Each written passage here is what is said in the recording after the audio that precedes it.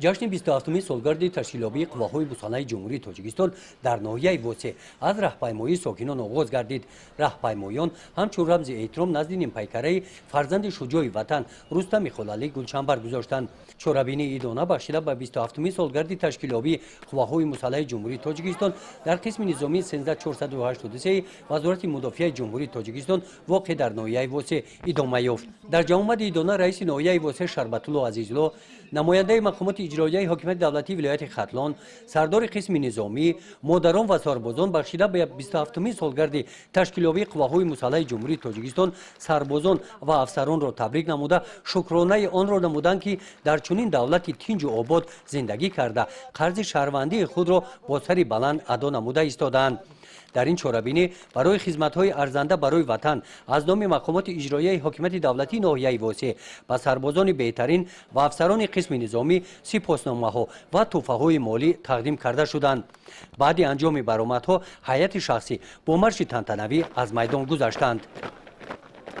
در این روز بخشیده به 27 سالگرد تشکیل‌یابی قواهای مسلح جمهوری تاجیکستان در ناحیه فرخور از جانب مقامات اجرایی ناحیه به یک گروه سابقه‌داران مهنت کمک یک وقته رسانیده شد. سپس در قسم نظامی کمانداتور سرحدی فرخور با اشتراک هیئت شخصی جمع‌آمد تنتنوی برگزار گردید.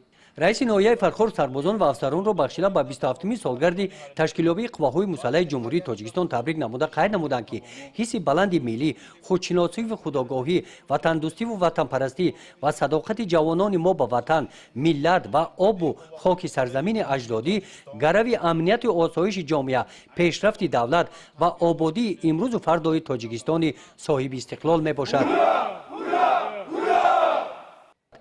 در وضعیت تنتنوی از نام مقامات اجرایی حکومت دولتی ناحیه فرخور یک چند نفر افسران و سربازان با سپاسنامه‌ها قدردانی کرده شدند.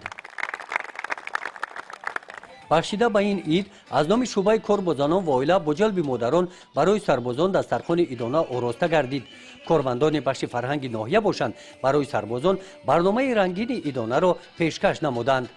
در این روز بخشیده به 27 سالگرد تشکیل‌یابی قواهای مسلح جمهوری تاجیکستان در جماعت دهات سری چشمه ناحیه به نام شمس‌الدین شاهین همایش ایدانه دایر کرده شد. در این چهاربینی از نام شعبه معارف با والدانی که فرزندانشان در صفهای قواهای مسلح جمهوری تاجیکستان خدمت وطن مادر را با سر بلند ادا نموده ایستادند با والدان آنها افتخارنامه‌ها تقدیم کرده شدند.